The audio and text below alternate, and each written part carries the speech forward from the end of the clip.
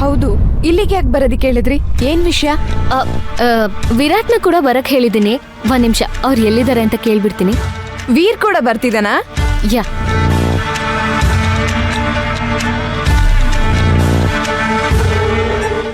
ವಿರಾಟ್ ಎಲ್ಲಿದ್ದೀರಾ? Okay okay, 2 minutes ಬರ್ತಿದಾರಂತೆ. ಸಾರಿ ಭೈರವಿ, ಅತ್ತೆ ಹಾಗೆ ಹೇಳಿದ್ರು ಅಂತ ಬೇಜಾರಾಯ್ತಾ? ನೀವು ಅತ್ತೆ ಬಿಸ್ನೆಸ್ ಕಾಂಪಿಟೇಟರ್ಸ್ ಅಲ್ವಾ, ಆ ಕಾರಣಕ್ಕೆ ಹಾಗೆ ಹೇಳಿದ್ರು ಅನ್ಸತ್ತೆ. ನಾನು ಕೂಡ ಏನು ಮಾಡೋದಿಕ್ಕಾಗಿಲ್ಲ. I am really sorry. It's okay Ishani. ಪ್ರತಿಯೊಬ್ಬರಿಗೂ ಅವ್ರದ್ದೇ ಆದಂಥ ಪರ್ಸ್ನಲ್ ಥಾಟ್ಸ್ ಇರುತ್ತೆ. ಅವ್ರ ಮನೆಗೆ ನನ್ನನ್ನು ಬೇಡ ಅಂದಾಗ ನಾನೇನು ಮಾಡೋಕ್ಕಾಗಲ್ಲ ಅಲ್ವಾ? ಇಟ್ಸ್ ಓಕೆ, ನನಗೆ ಅರ್ಥ ಆಗುತ್ತೆ. Thank you. Hi Ishani. Hi. Hi. ಏನು ಇಶಾನಿನೂ ಬರಕ್ ಹೇಳಿದ್ದೀರಾ? Anything serious?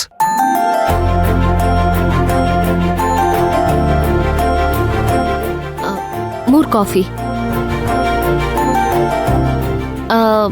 ಆ್ಯಕ್ಚುಲಿ ನಿಮ್ಮಿಬ್ರನ್ನ ಬರೋದಕ್ಕೆ ಹೇಳಿದ್ದು ನಿಮ್ಮ ಫ್ಯಾಮಿಲಿ ವಿಷಯ ಮಾತಾಡೋದಕ್ಕೇನೆ. ನಮ್ಮ ಫ್ಯಾಮಿಲಿ ವಿಷಯನಾ? ಏನು?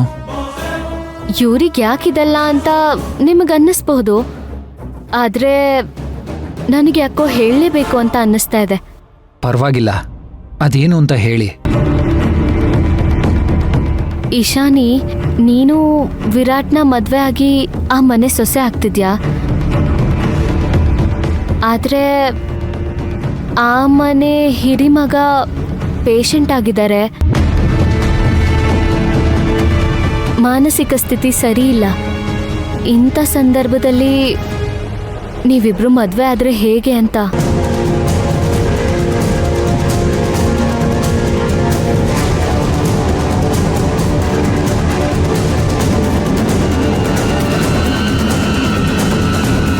ಅವ್ರ ಆರೋಗ್ಯ ಸರಿ ಹೋಗೋ ಹಾಗೆ ಮಾಡೋದು ನಿಮ್ಮಿಬ್ರು ಮೊದಲ ಆದ್ಯತೆ ಆಗಿರ್ಬೇಕಲ್ವಾ? ಅದ್ರ ಬಗ್ಗೆನೇ ನಮಗೂ ಯೋಚನೆ ಇದೆ. ಅಣ್ಣ ಸರಿ ಹೋಗಬೇಕು ಅಂತ ನಾವು ಟ್ರೈ ಮಾಡ್ತಾ ಇದ್ದೀವಿ. ಅವರು ಆ ಸಿಚುವೇಶನಲ್ಲಿ ಇರಬೇಕಾದ್ರೆ ಅವ್ರನ್ನ ಹಾಗೆ ಬಿಟ್ಟು ನೀವಿಬ್ರು ಮದುವೆ ಆಗೋದಕ್ಕೆ ಹೇಗೆ ಸಾಧ್ಯ? ಇದು ನಿಮಗೆ ಸರಿ ಅನ್ಸುತ್ತಾ? ನಾನು ಆ ವಿಷಯದ ಬಗ್ಗೆ ಮಾಮ್ ಹತ್ರ ಮಾತಾಡಿದೆ, ಬಟ್ ಅವ್ರು ಒಪ್ತಾ ಇಲ್ಲ. ಹಾ ಭೈರವಿ, ಹಾಗೆ ಮನೇಲಿ ಒಂದು ಶುಭ ಕಾರ್ಯ ಆದ್ರೆ ಒಳ್ಳೇದು ಅಂತ ಅತ್ತೆ ಇಂಟೆನ್ಷನ್. ನಾನು ಹೇಳೋದೇನಂದ್ರೆ, ನೀವಿಬ್ರು ಮೊದಲು ಅಥರ್ವ ಸರಿ ಹೋಗೋ ಹಾಗೆ ಮಾಡಿ ಆಮೇಲೆ ಮದುವೆ ಆದ್ರೆ ನಿಮ್ಮಿಬ್ರಿಗೂ ಒಂಥರ ನೆಮ್ಮದಿ.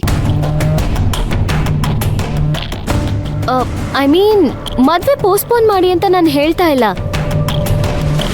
ಅಥರ್ವ ಸರಿ ಹೋದ್ರೆ ಮದ್ವೆಗೆ ಇನ್ನೂ ಒಂದು ಸಂಭ್ರಮ ಬರುತ್ತೆ, ನೋಡೋರ್ಗೂ ಖುಷಿ ಆಗುತ್ತೆ. ತಮ್ಮನ ಮದ್ವೆಲಿ ಭಾಗಿಯಾದೆ ಅನ್ನೋ ಖುಷಿ ಅವ್ರಿಗೂ ಇರುತ್ತೆ ಅಲ್ವಾ? ಓಕೆ, ಇವಾಗ ಏನ್ ಮಾಡೋದು ಅಂತ? ಅಥರ್ವ ಈಗಿರೋ ಸಿಚುವೇಶನಲ್ಲಿ ಮನೇಲೆ ಟ್ರೀಟ್ಮೆಂಟ್ ಕೊಡಿಸಿದ್ರೆ ಆಗಲ್ಲ. ಹಾಸ್ಪಿಟ್ಲಿಗೆ ಅಡ್ಮಿಟ್ ಮಾಡಿ ಟ್ರೀಟ್ಮೆಂಟ್ ಕೊಡಿಸ್ಬೇಕು. ಏನಂತೀರ Virat? Yes Bhairavi, you are absolutely right.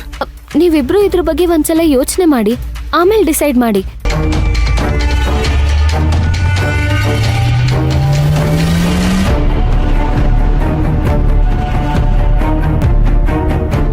Okay, ಆದಷ್ಟು ಬೇಗ ಅಣ್ಣನ ಹಾಸ್ಪಿಟಲ್ಗೆ ಅಡ್ಮಿಟ್ ಮಾಡಿ ಟ್ರೀಟ್ಮೆಂಟ್ ಕೊಡಿಸ್ತೀನಿ. ವೀರ್ ಏನು ಹೇಳಿದ್ರು ನಂಗೆ ಒಪ್ಪಿಗೆ ಇದೆ ಭೈರವಿ. Thank you. ನನ್ನ ಮಾತಿಗೆ ಬೆಲೆ ಕೊಟ್ಟಿದ್ದಕ್ಕೆ ಥ್ಯಾಂಕ್ ಯು ಸೋ ಮಚ್.